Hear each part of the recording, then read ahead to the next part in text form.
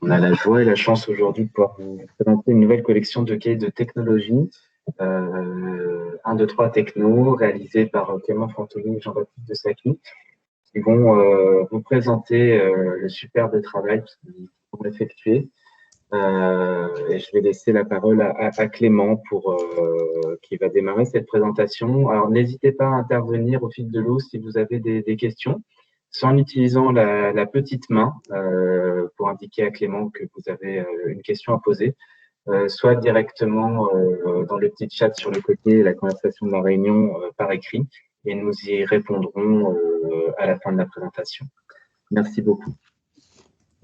Ah oui, un dernier point, je vous invite juste, s'il vous plaît, à éteindre vos micros et caméras, mais ça, je vois que c'est déjà fait, la caméra pour les problèmes potentiels de débit, et puis le micro, tout simplement, pour qu'il n'y ait pas des bruits de chats ou de ce genre de choses pendant la présentation, tout simplement. Merci beaucoup. Merci Julien. Alors bonjour à tous, Jean-Baptiste et moi sommes ravis de vous accueillir pour cette présentation de la collection 1, 2, 3 Techno, une collection un peu atypique et nouvelle car elle se veut en accord avec les derniers principes et concepts nés des neurosciences cognitives. Donc avant de vous parler vraiment du sujet et de la collection, pour plus d'interactivité et comprendre un petit peu ce que vous pensez, vous, du point de vue de la mémorisation et de la compréhension en classe, et recueillir également quelques avis sur les ouvrages de réforme en technologie, eh ben, je vous invite là à prendre la parole ou à écrire dans le chat pour compléter un petit peu cette page vide, d'une part sur ce que vous pensez de la mémorisation de vos élèves en classe. Alors, le programme est spiralaire, donc naturellement, est-ce que vos élèves se souviennent des notions d'une année sur l'autre, ou d'une fois à l'autre lors d'une activité que vous reprendrez dans l'année, et également recueillir sur un peu un état de l'art, vos avis sur les ouvrages actuels sortis pour la dernière réforme en 2016 de technologie. Donc n'hésitez pas. Alors moi, je ne vois pas le chat. Je demanderai à Jean-Baptiste de me lire vos commentaires si vous utilisez la voix écrite, mais n'hésitez pas à prendre la parole.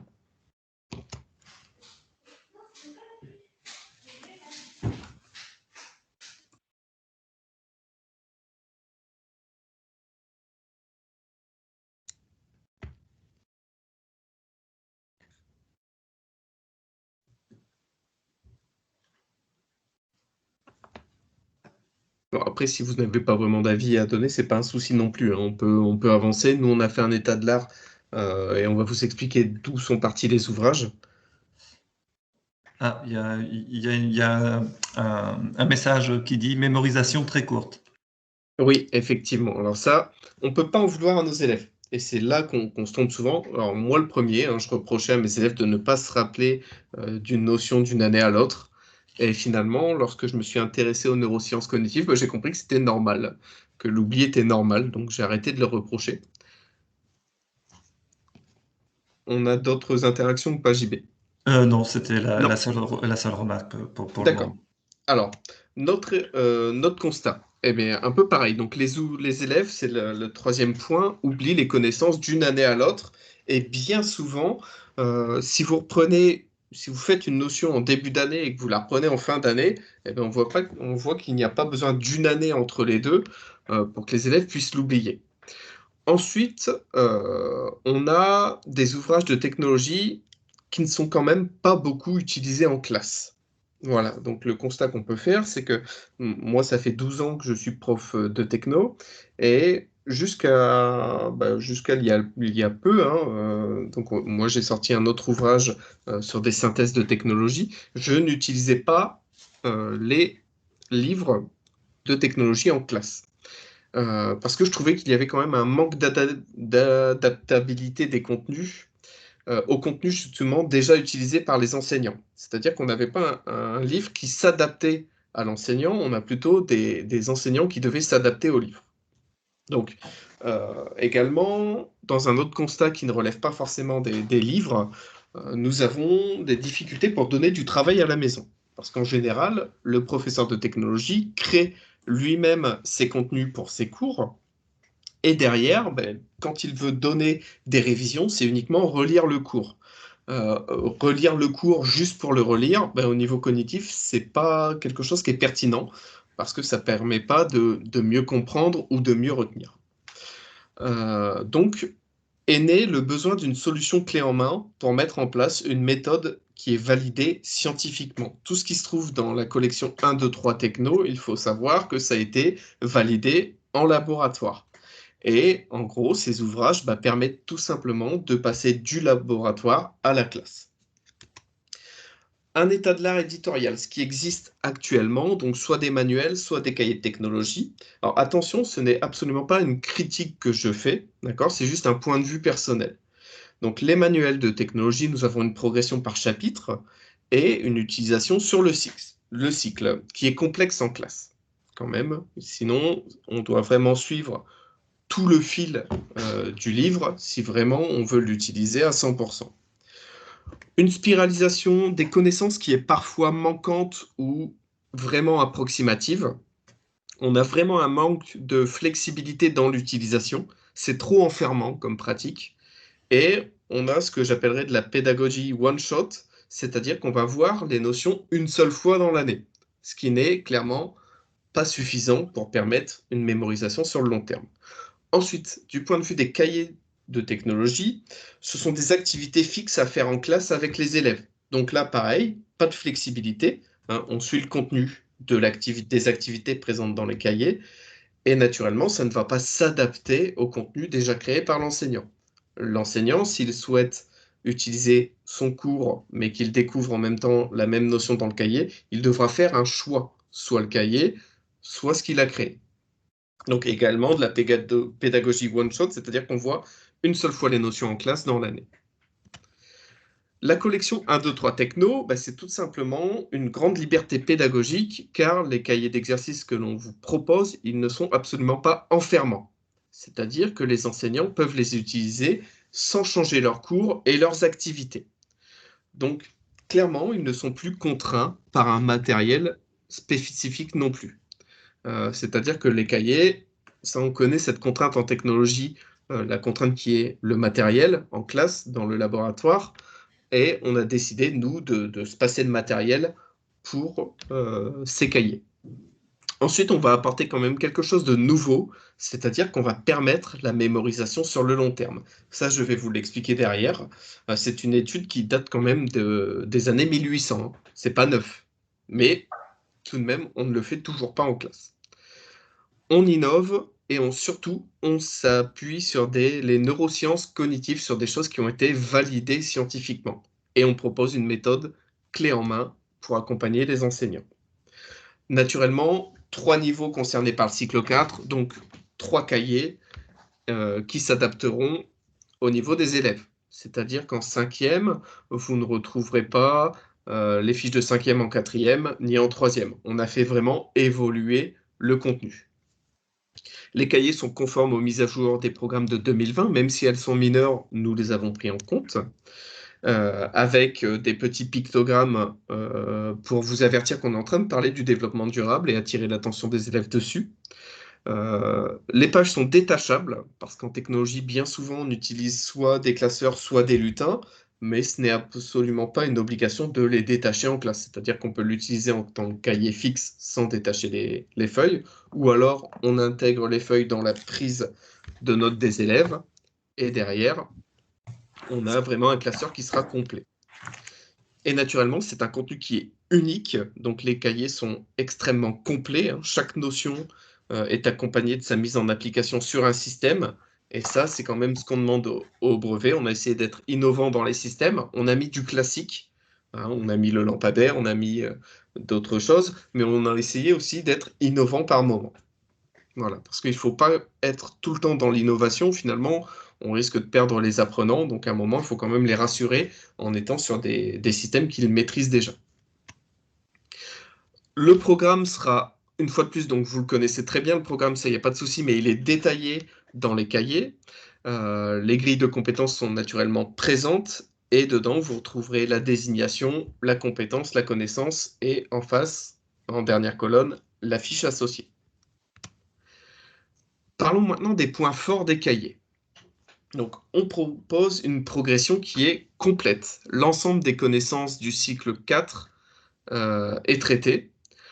On permet la mémorisation et la compréhension. Alors, les apprentissages sont spiralés, ça c'est ce qu'on nous demande déjà, et les exercices vont alterner entre mémorisation des connaissances théoriques sur une réactivation spécifique, donc plutôt sur 2 réactivations spécifiques, et ensuite, on s'assure de la bonne compréhension en appliquant ces connaissances théoriques sur des systèmes réels. Donc là, on va juger si l'élève a compris. Et ça, on le fait sur 3 réactivations. On a une grande liberté d'utilisation et une grande souplesse d'utilisation, hein. Ce sont les cahiers qui vont venir s'adapter aux pratiques en classe et pas l'inverse. Ça, c'est très, très, très important parce qu'il ne rend pas l'utilisation de ces cahiers en classe, ça ne sera pas enfermant pour l'enseignant. Il ne devra pas faire de choix à un moment. Ensuite, la motivation. Donc, les cahiers sont clairs, ils sont attrayants, ils sont structurés en pages détachables et naturellement, on peut les intégrer dans le classeur. Ensuite, naturellement, on a la conformité au programme de 2020, aux mises à jour, et on traite également quelques exercices sur le développement durable, avec le pictogramme qui apparaît ici en bas de la page. Alors, si on présente de manière générale les cahiers, donc ça c'est avant d'entrer dans le vif du sujet, on a un sommaire qui naturellement est conforme et surtout la progression elle est raisonnée, c'est-à-dire qu'on ne va jamais trop loin en 5e, en 4e ou en 3e. On s'est vraiment adapté à notre vécu d'enseignant. D'accord? Donc, Jean-Baptiste et moi sommes professeurs de technologie, ça c'est intéressant de le rappeler, hein, parce que naturellement, on ne se verrait pas créer des cahiers dans une autre discipline, mais notre discipline, on la maîtrise et on l'a écrit aussi avec notre sensibilité d'enseignant et notre vécu. Sachant que Jean-Baptiste, il est professeur dans un collège de centre-ville d'une grande ville, et moi je suis professeur en REP+. Donc, on a tous les deux une sensibilité différente et on a réussi à se mettre d'accord avec notre vécu différent. Ensuite, nous avons des fiches qui sont organisées en série de 4 réactivations. J'y reviendrai juste après pour vous expliquer ça. On a 34 fiches en 5e et 4e et on a 45 fiches en 3e. Ça, c'est important de le dire parce que si vous regardez bien au niveau des prix des ouvrages, l'ouvrage de 3e, il y a beaucoup plus de pages, hein, il est à 126 pages. Et il reste au même prix que les 2 précédents. Ensuite, on a un auto-positionnement possible des élèves par connaissance. C'est-à-dire que l'élève trouvera dans le cahier des fiches de suivi de réactivation dans lesquelles il pourra identifier ses points forts et ses points faibles pour chaque connaissance. Donc ça, pour l'enseignant, en un coup d'œil, on sait ce que l'élève maîtrise, on sait ce qu'il ne maîtrise pas. Et naturellement, on a pensé aussi à l'organisation avec des plannings trimestriels pour aider à fixer les temps de réactivation avec les élèves. Alors, point de vue accompagnement, et ça je le détaillerai derrière également, donc vous disposerez dans chaque spécimen d'un livret pour le professeur qui va expliquer la méthode et les utilisations possibles en classe, comme à la maison. De nombreuses ressources numériques, donc les programmes mBlock que l'on a fait, des fichiers 3D, également les documents pour le suivi, pour l'accompagnement, les plannings des réactivations, les fiches de suivi, seront dans le cahier enseignant vidéo projetable. Donc je vous ferai une démonstration de ce cahier après, parce que moi je vois une utilisation qui est tout à fait simple et pertinente en classe avec les élèves lors des corrections, on gagnera du temps. Et naturellement, il y a également un site ressources enseignant dans lequel vous trouverez des grains. C'est-à-dire que si vous voulez aller télécharger le programme mBlock qui se trouve dans les activités, vous pourrez aller les télécharger en un clic pour le faire avec vos élèves. On met à disposition l'ensemble également des exercices corrigés 1 à 1 sur le site ressources enseignants. C'est-à-dire que vous pourrez télécharger chaque série de réactivation, chaque exercice en format JPEG. Et ça, c'est déjà opérationnel. Donc très clairement, tous les corrigés sont déjà sur le site. On imagine dans le cadre d'un enseignement à distance, si vous donnez des exercices à vos élèves à faire, eh bien, en 2 clics, vous pourrez télécharger la correction et la mettre à disposition sur le NT. Parlons maintenant de l'objectif clair de ces cahiers, qui est la mémorisation sur le long terme. Nous souhaitons pallier au problème de mémorisation des élèves qui oublient les choses d'une année sur l'autre, ce qui est clairement gênant au quotidien pour l'enseignement spiralaire. Les élèves, en tant que prof de techno, on ne les suit pas forcément en 5e, en 4e, en 3e. À un moment, on les confie à des collègues, et quand les élèves nous disent, en étant sûrs d'eux, qu'ils ne l'ont jamais vu, on connaît, on a normalement une progression qui est commune, mais ils arrivent parfois à nous faire douter. Est-ce que oui, ils l'ont déjà vu l'année précédente? Donc ça, c'est tout simplement parce que, en abordant les connaissances qu'une seule fois par an, il est tout à fait normal et naturel que les élèves ne se rappellent plus des notions l'année suivante. Il y a clairement, donc c'est ce qu'on appelle la courbe de l'oubli qui est présente ici. Vous voyez, ça va vite, hein. Pour oublier, finalement, il ne reste pas grand-chose au bout d'une semaine si on ne l'a pas réactivé. Et en gros, pour répondre à ce grand objectif qui est de mémoriser sur le long terme, eh bien, il est essentiel que les élèves puissent réactiver les notions, et c'est justement le cadre de nos cahiers. Donc la méthode, alors pour être un peu, je vais dire un gros mot pédagogique, donc c'est de la consolidation mnésique à rythme espacé, c'est-à-dire qu'en gros, on va consolider la mémoire en revoyant, suivant un planning qui est assez précis, mais on n'a pas voulu, nous, le fixer. C'est-à-dire que l'enseignant en fait l'utilisation qu'il veut. C'est-à-dire que s'il souhaite voir étaler cette réactivation sur 6 semaines et gérer les 4 séries sur 6 semaines, il le fera. En termes scientifiques, le laboratoire nous dit qu'il est possible d'étaler sur 36 semaines une réactivation. Naturellement, là, il faut revenir à la réalité du terrain, et c'est pour ça que, par exemple, Stanislas Dehaene dit que parfois le passage du laboratoire à la classe est compliqué, parce que justement, nous, en tant que pédagogues, on reçoit toutes ces données scientifiques et on doit les adapter. Donc naturellement, moi, pour l'avoir testé, c'est tout à fait possible, en 6 à 7 semaines, de revoir toutes ces réactivations. Alors, c'est une méthode, naturellement, qui va reposer sur des travaux validés des neurosciences. On reprend plusieurs fois et surtout différemment. On n'est pas en train de répéter, hein. On revoit différemment. Donc la réactivation 1, on voit les connaissances qui sont théoriques.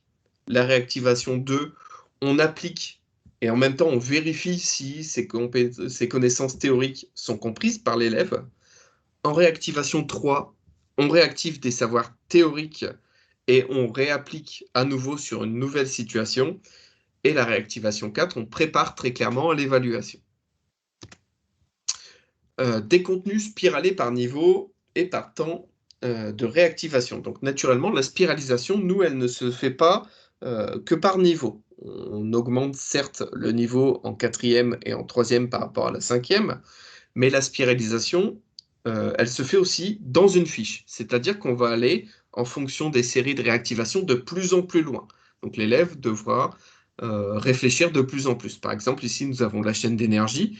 Donc là, on est vraiment sur une découverte de la chaîne d'énergie complète. On sait que le programme de 6e nous impose de voir quelques blocs fonctionnels de la chaîne d'énergie, mais pas toute la chaîne. Donc, ce n'est pas imposé. Donc, la première vraie découverte se fait finalement en 5e. Donc, on découvre la chaîne, on applique sur des systèmes réels. Ensuite, on passe en 4e, où on va aller plus loin dans le théorique, parce que là, on lui donne clairement plus la chaîne toute faite d'énergie à étudier. On lui demande de replacer les blocs au bon endroit et également de différencier les caractéristiques d'une énergie et d'une chaîne d'énergie, de faire la différence. Ensuite, on va appliquer sur le travail 2, sur la réactivation 2, pardon. La réactivation 3, eh bien, on revoit là les définitions des différents blocs fonctionnels de la chaîne et on applique sur un système plus complexe et on prépare à l'évaluation en réactivation 4. Et en parallèle, apparaît une nouvelle fiche sur la chaîne d'information. Et on fait pareil. Donc là, on est sur de la découverte, donc on ne va pas trop loin pour finalement découvrir, maîtriser, comprendre, retenir ce qu'est une chaîne d'information. Ensuite, en 3e, naturellement, on va lier les deux. Donc là, on aura une seule fiche sur les chaînes d'énergie et d'information. Et là, pareil, on va consacrer beaucoup plus d'exercices. Donc là, c'est une fiche qui fera 4 pages au final. La première page théorique sur les 2 chaînes et les interactions. Ensuite, une nouvelle page d'exercice sur de l'application. Donc ça, c'est la réactivation 2. La réactivation 3, on va plus loin dans la définition des blocs fonctionnels. Donc là, on demande un exercice d'association sur l'ensemble des blocs. On réactive et on va voir sur un système réel, on va appliquer sur un système réel pour finir par une préparation à l'évaluation en réactivation 4. Alors, naturellement, l'enseignant qui souhaite utiliser la réactivation 4, mais ça j'y reviendrai, comme évaluation, il peut tout à fait le faire, hein. Ça, c'est vraiment pas un souci. Alors, je disais que tout à l'heure que réactiver, c'était différent de répéter. Lorsqu'on réactive une notion, on ne la répète pas. Le bis repetita ne permet pas une rétention sur le long terme. Le fait d'aller lire 15 fois la même chose, finalement, on n'a pas un questionnement qui se met en place par l'élève. Donc nous, ce qu'on souhaite, c'est questionner l'élève et qu'il puisse aller rechercher dans ses connaissances disponibles la réponse. Donc il va réfléchir et là, il va vraiment réactiver. Donc la réactivation 1, très clairement, on vérifie les connaissances théoriques. Ça peut être du texte à trous. Alors, le texte à trous, il est déconseillé lors des phases de découverte en classe, d'accord? Mais là, on est sur des phases de réactivation. Donc, en 5e, on a un peu de texte à trous pour mettre en exergue les mots-clés, les nouveaux mots-clés, les nouveaux concepts. Donc là, l'élève, finalement, va devoir aller rechercher donc dans sa mémoire les informations concernant les mots-clés. Ensuite, on peut avoir des exercices d'association, etc., naturellement, sur des connaissances théoriques. La réactivation 2, c'est uniquement du transférable. C'est-à-dire que l'élève va devoir transférer les connaissances découvertes en classe et lors de la réactivation 1 sur un objet technique qui sera réel. Donc là, on va voir s'il a compris. La réactivation 3, eh bien, on va rechercher un petit peu des connaissances théoriques et on réapplique sur un système réel, et on finit par préparer à l'évaluation, ou même évaluer si vous souhaitez l'utiliser comme ça, en 4e réactivation. Et en général, on a pioché un petit peu une fois de plus, dans nos expériences personnelles, et en gros, on a construit la réactivation 4 comme si on était en train de construire une évaluation de 3e. Donc à chaque fois, ce sera comme ça. Ensuite, on a une différence naturellement entre la spiralisation qui est imposée par le programme et la réactivation qui est la solution qu'on vous apporte avec nos cahiers. Donc, ce qu'on nous impose avec la spiralisation, c'est de revoir la notion sur 3 ans. Et en gros, l'enseignant a la liberté pédagogique de fixer les temps où il va le revoir. Donc, avec cette disposition, l'oubli, il est normal.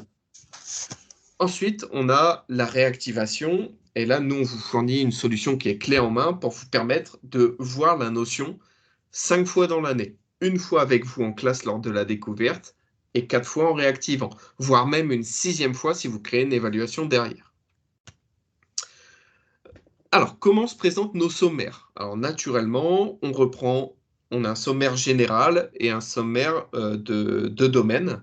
Donc, le sommaire général, vous retrouvez les 4 domaines de la techno, design, information et créativité, etc. Le numéro et le nom des fiches.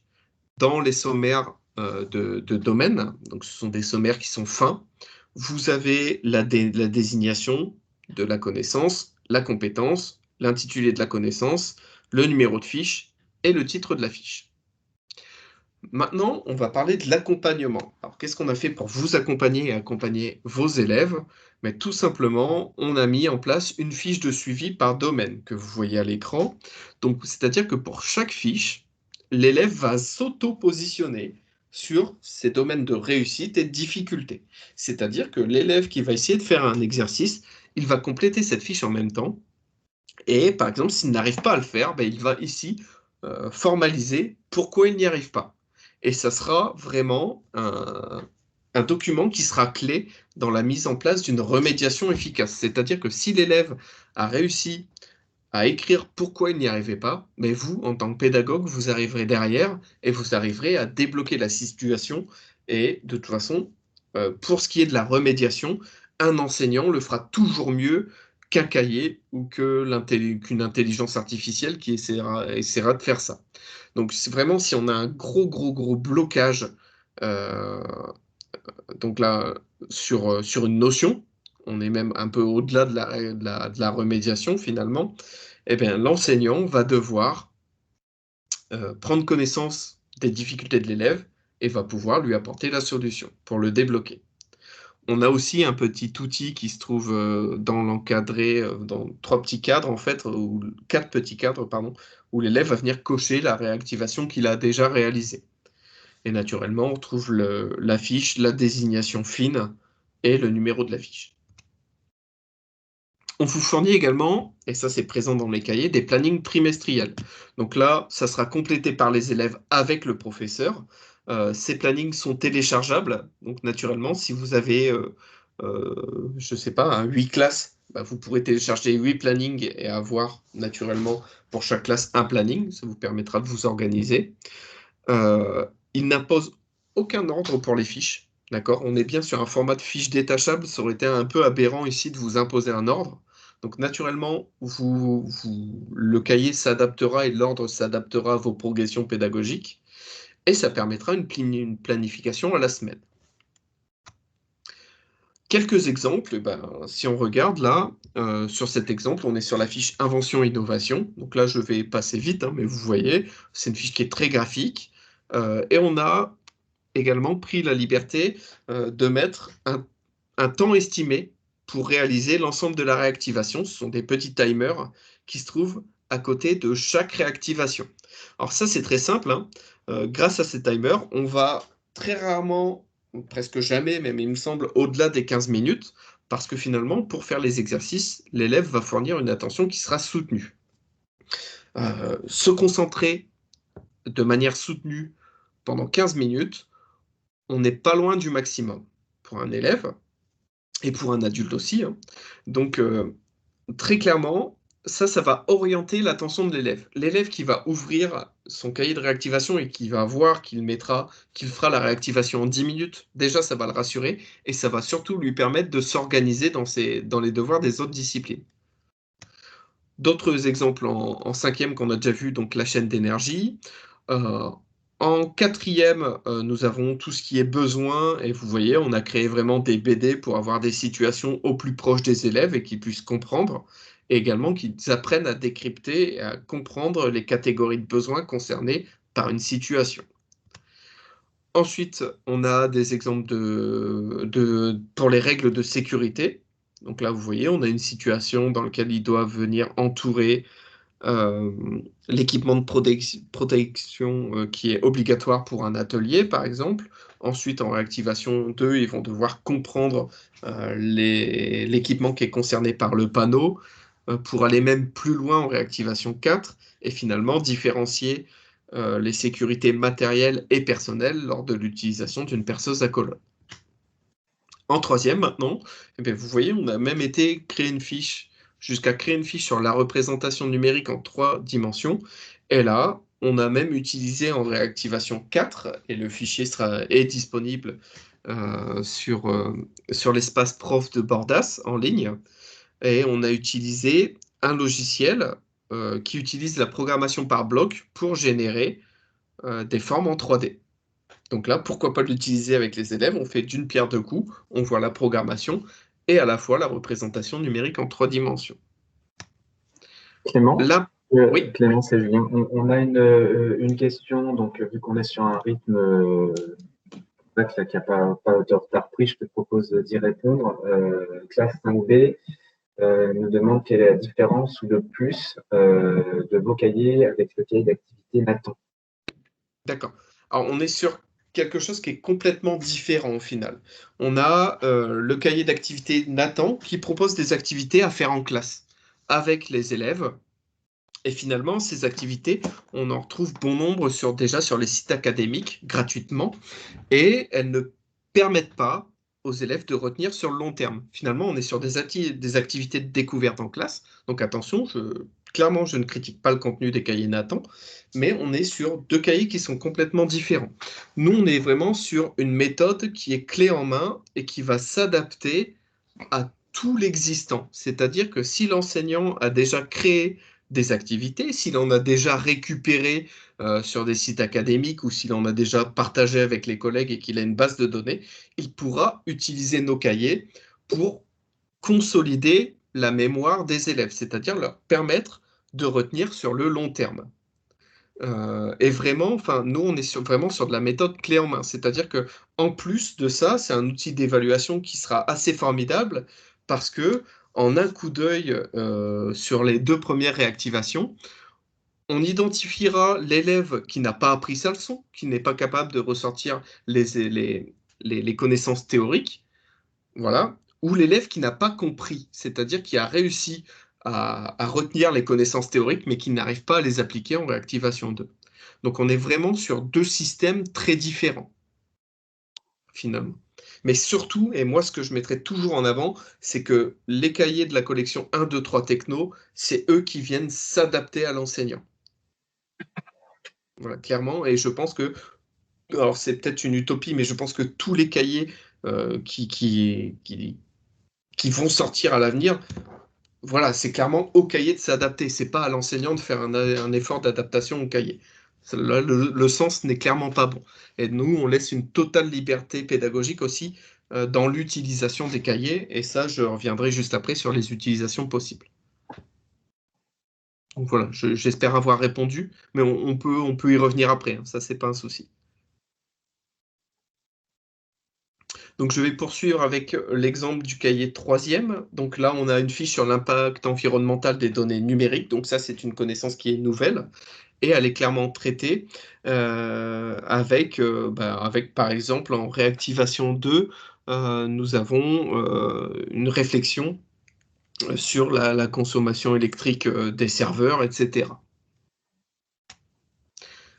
Justement, les utilisations possibles. Alors là, je vais reprendre l'un des gros points forts des cahiers et que ces derniers s'adaptent clairement à l'ensemble des pratiques et pédagogies déjà en place dans la classe. C'est-à-dire que l'enseignant ne va rien modifier de ses pratiques. Il peut être utilisé à la maison en intercession de cours. Donc là, il s'agit en gros d'une utilisation classique.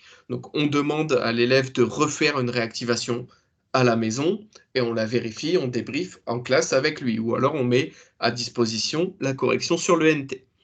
Donc ça, c'est tout à fait possible. Donc naturellement, on a les fiches de suivi de réactivation qui seront vraiment un document absolument précieux pour comprendre où en sont les élèves sur la mémorisation et sur la compréhension. On a une autre utilisation, c'est en classe inversée. Là, finalement, si même avant d'aborder la notion en classe, je souhaite que les élèves puissent découvrir la notion à la maison, eh bien, je vais leur donner la réactivation 1 à faire et ils auront un petit travail de recherche à faire pour compléter les définitions et découvrir les savoirs théoriques. Voilà, donc là on est sur un cadre de classe inversée, c'est-à-dire que l'élève fait cette première réactivation, il arrive en classe, on va amplifier avec l'activité de l'enseignant, voilà, et ensuite il aura encore 3 séries de réactivations à faire à la maison pour pouvoir consolider. On peut également l'utiliser, et c'est un peu le même principe que la classe inversée finalement, en évaluation diagnostique. C'est-à-dire que même en classe, avant le début d'une séquence, je peux donner une première réactivation à faire en classe, je les accompagne dessus, et comme ça je vois un petit peu si les prérequis qui seront indispensables pour réaliser l'activité et la découvrir dans de bonnes conditions derrière, eh bien, sont présents. C'est-à-dire que sont maîtrisés par les élèves. Auquel cas, je vais tout de suite remédier pour leur donner finalement un peu ce capital sémantique minimal qui sera nécessaire à la compréhension de l'activité que je donnerai derrière. On peut également l'utiliser à la fin d'un cours, c'est-à-dire qu'on a souvent des moments des moments disponibles. On a peut-être 10 minutes à la fin d'un cours. Et avant, moi, ce que je faisais, c'était une erreur. Je donnais un contrôle, un petit contrôle comme ça à la fin d'un cours, et je le corrigeais la semaine suivante. Alors là, ça, c'est vraiment à éviter parce qu'au final, l'élève va répondre au contrôle, il va partir de ma classe en pensant avoir bien répondu, et finalement, il aura peut-être des erreurs. Et là, on risque de créer des biais cognitifs parce qu'on n'a pas dissipé ces erreurs tout de suite en apportant une correction. Donc maintenant, à la fin d'un cours, moi, je vais préférer donner une réactivation à faire. Ça peut être la 2, ça peut être la 3, ça peut être la 1.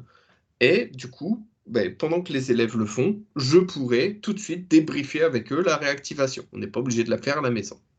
Et également, je l'ai déjà dit, naturellement, les exercices décaillés peuvent servir à une action d'évaluation sommative. Naturellement, toutes les corrections d'exercices sont disponibles sur le site Bordas. Donc il faut vraiment s'en servir, ça, pour mettre... Maintenant, on a vraiment, avec les 2 confinements, on a vraiment ancré l'utilisation des ENT dans les habitudes des élèves. Il n'y a vraiment plus de problème pour que les élèves puissent se connecter à l'ENT, aller récupérer un document ou consulter une image ou une correction. Donc ça, maintenant, il faut absolument s'en servir dans nos pratiques et ça sera un vrai gain de temps en classe. On vous fournit également un livret enseignant qui se lit à peu de choses près en 1/4 d'heure, 20 minutes et qui va vous expliquer tout, absolument tout le concept de ces cahiers. On va reprendre des notions de spiralisation des apprentissages. On va vous expliquer ce qu'est la mémorisation, la compréhension. Et toutes ces explications, naturellement, reposent sur des études scientifiques. On vous explique le fonctionnement des cahiers que je viens de vous présenter et les utilisations possibles. Les ressources numériques, c'est pareil. C'est des choses, il faut en abuser. Vous pouvez aller sur le site de Bordas, aller télécharger les visuels, les fichiers, les programmes Mblock, etc. et vous en servir vraiment avec les apprenants en classe. J'aurais bien N'hésitez posé une vraiment pas. question. Est-ce qu'il y a un lien avec les compétences dans les cours? Est-ce qu'on peut faire facilement le lien entre les compétences et le contenu du cours? Oui, bien sûr. Alors, nous, tout part de là, finalement. Nous avons dans les cahiers... Alors, je vais revenir un peu en arrière. Voilà, nous avons ça dans les cahiers. Donc, par exemple, on a la compétence et les connaissances. On va même jusqu'à la connaissance, parce que finalement, une compétence, parfois, elle est un peu généraliste et elle regroupe différentes connaissances. Et nous avons une désignation qui se trouve là en première colonne. Nous avons également en face le nom, le numéro de la fiche. Et lorsqu'on regarde un petit peu sur les fiches, on retrouve en haut la désignation fine. Et en fait, il suffira pour le professeur et également l'élève qui est curieux d'aller regarder cette désignation fine et de se référer tout simplement au sommaire fin par domaine de compétences pour voir quelle connaissance est abordée dans la fiche. Je viens de prendre la réunion en cours, hein, puisque j'étais en train de rouler. Je me suis arrêté pour pouvoir vous entendre. Est-ce que D'accord? c'est possible de l'avoir est-ce qu'il va y avoir une vidéo de cette réunion, un enregistrement que l'on pourra voir du début à la fin? Oui, tout à fait. C'est enregistré. On mettra ça à disposition très rapidement. D'accord, parce que j'ai demandé les spécimens de Bordas 1, 2, 3, Mhm. 5e, 4e. J'aurais bien voulu avoir les 3e aussi parce que c'est une classe que j'aimerais avoir l'année prochaine, mais on peut en demander que 2.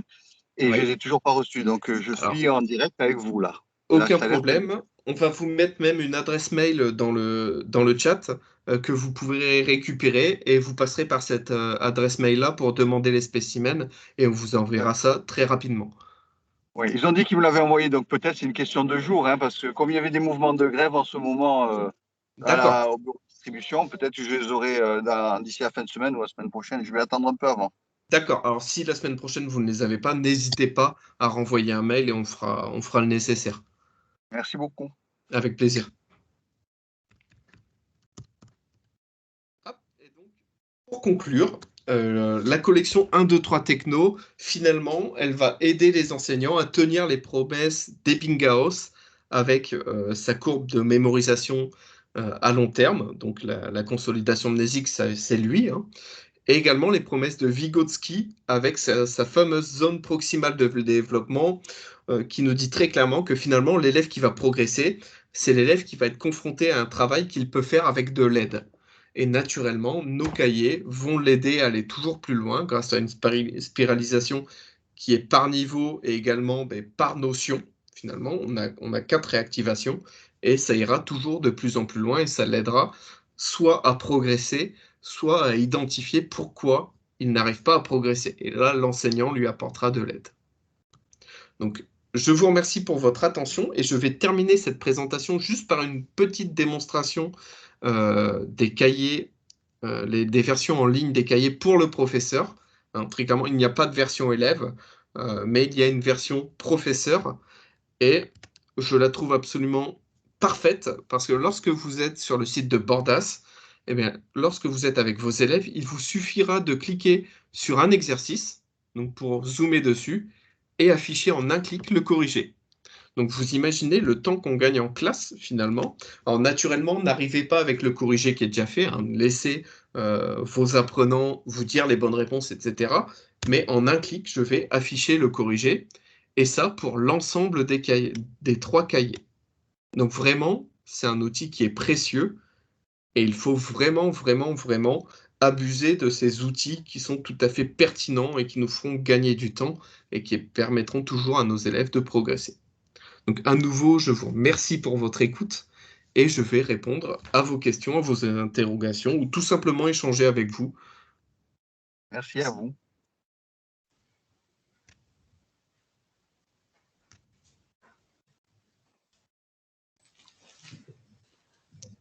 Merci beaucoup Clément. Avec plaisir. N'hésitez pas, si vous avez des questions, on a du temps pour échanger.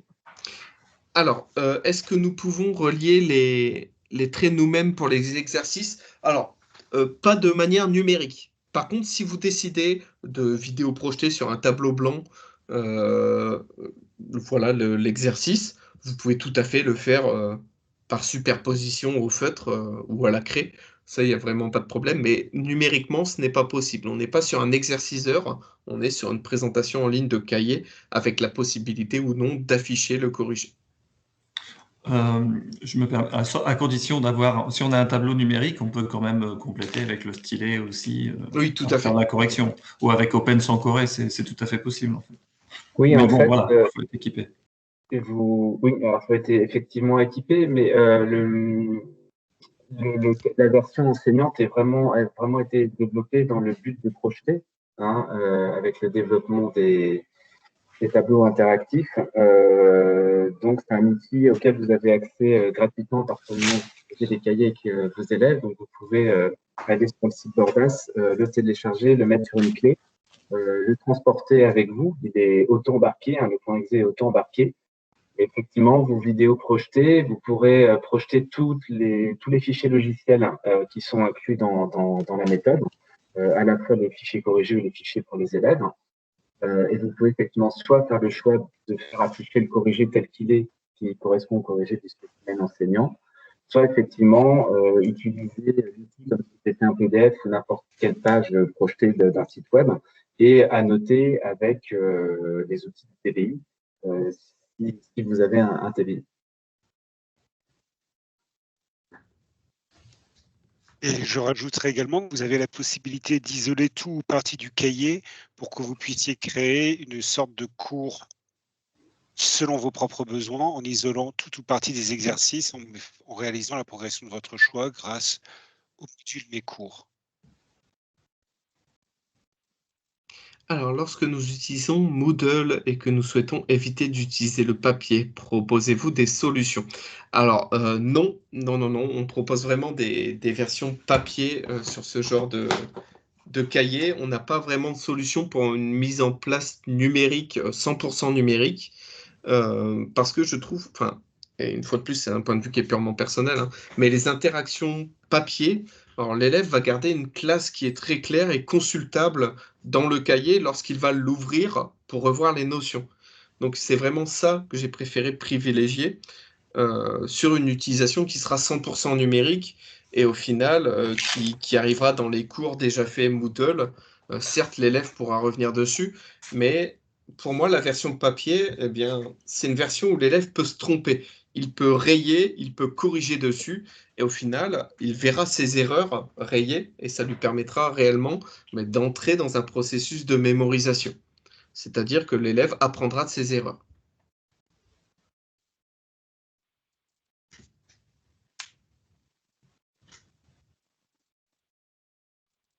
Mais ça n'empêche pas de le coupler avec une utilisation de Moodle ou d'un autre exerciceur. J'utilise également Moodle. J'ai un autre collègue qui utilise Moodle et se servira aussi des cahiers 1, 2, 3 techno pour découvrir les cours, les notions en classe. On peut tout à fait le faire de manière très pertinente avec Moodle. Et derrière, on pourra réactiver également sur le papier et garder une trace également consultable par les parents en tournant une page et pas en se connectant.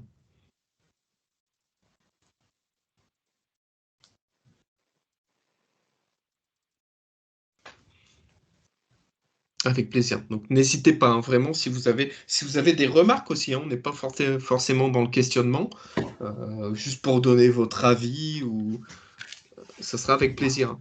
Mais et un avis négatif est tout à fait entendable aussi.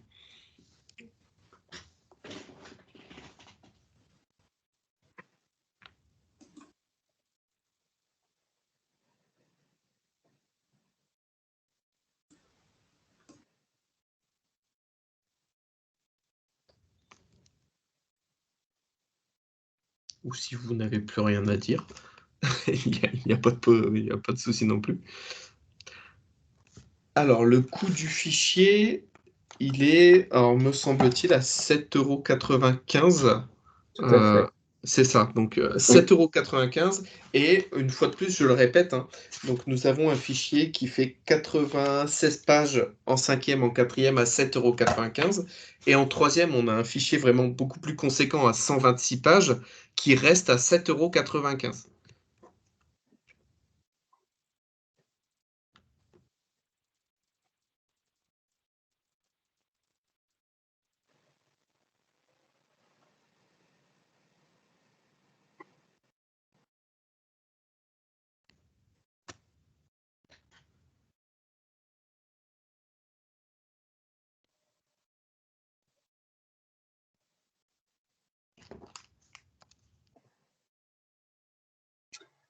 Il n'y a plus d'autres questions? Alors, si vous n'avez plus de questions, je vois que ça n'écrit plus dans le chat. En tout cas, je vais vous remercier à nouveau. Ah, attendez. Alors, est-ce qu'il n'existe pas une version numérique à imprimer? Alors non, on n'a pas de version numérique à imprimer. On a une version en ligne enseignant, consultable, pour afficher à la fois la version élève et le corriger dessus, mais on n'a pas de version numérique à imprimer. Et je pense sincèrement que l'impression de 94 pages ou de 96 pages en couleur coûterait bien plus cher que 7 € finalement à l'établissement.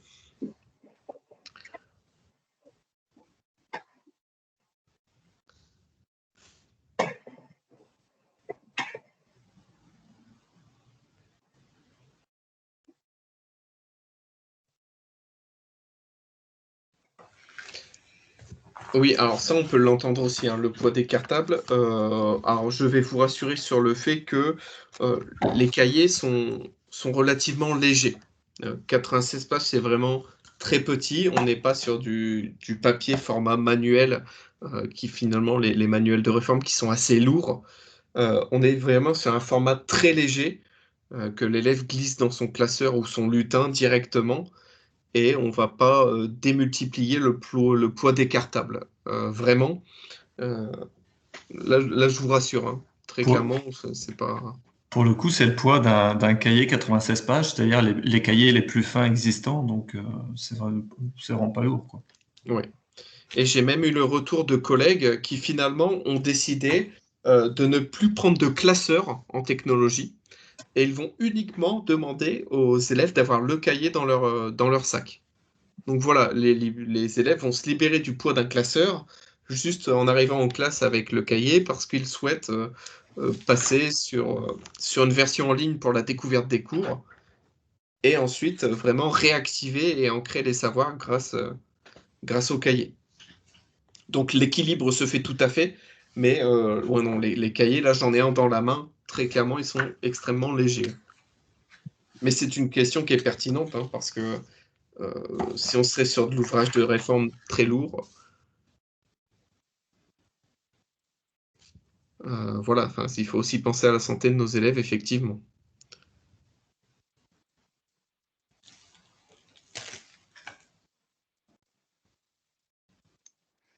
Tout à fait. Les pages sont détachables si on souhaite intégrer, finalement, avoir une sorte de continuité entre la leçon et les séries de réactivation. Les pages sont détachables et intégrables dans les lutins ou les classeurs.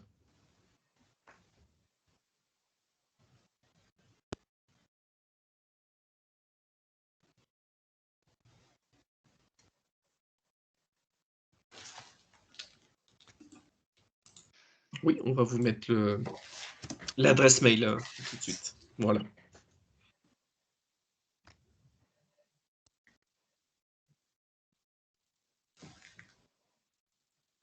Mais vraiment, n'hésitez pas à feuilleter l'ouvrage et surtout, lorsqu'on aborde cet ouvrage, il faut se dire, finalement, qu'est-ce que moi j'ai à modifier dans mes pratiques? Et on va voir que ce que vous faites déjà en cours, je suis sûr et certain que vous verrez que vous n'aurez rien à modifier de vos anciennes activités et que les cahiers vont venir se greffer sur tout votre travail déjà réalisé.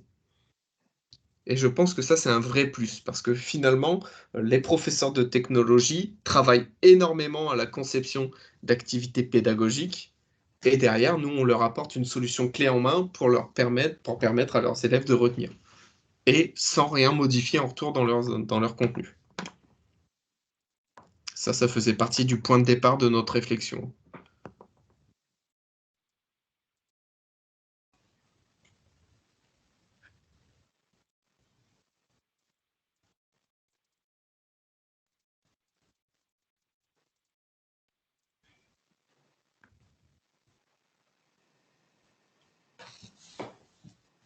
Donc voilà, on a encore 3 minutes si vous souhaitez poser des questions. Ce sera avec plaisir. Bon, en tout cas, merci Clément, parce que ta présentation était voilà, très, très, très complète. C'est très bien. Merci.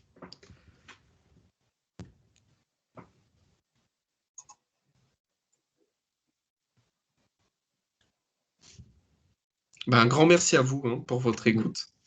Vraiment. Clément, idem. Clément, Jean-Baptiste, un grand merci des éditions Dordas. C'est un plaisir de vous accompagner, de réaliser ce projet et de le voir prendre vie et forme.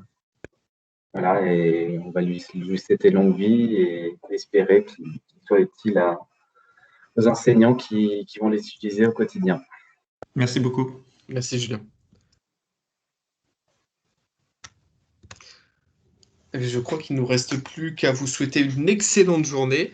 Si vous avez des questions, vraiment, n'hésitez pas en les envoyant au support, etc., qui pourra nous les transmettre et on vous répondra directement, pardon.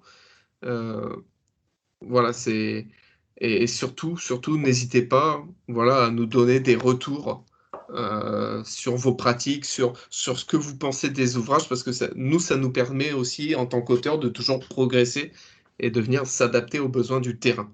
On est parti de nos besoins, Jean-Baptiste et moi-même, mais voilà, si on peut encore progresser, ce sera grâce à vous. Et je pense que c'est comme ça que tous les ouvrages devraient être conçus. Donc un grand merci à vous pour votre attention et je vous souhaite une excellente journée. Merci Clément. Merci, toi aussi. Merci. Au revoir à tous et à toutes.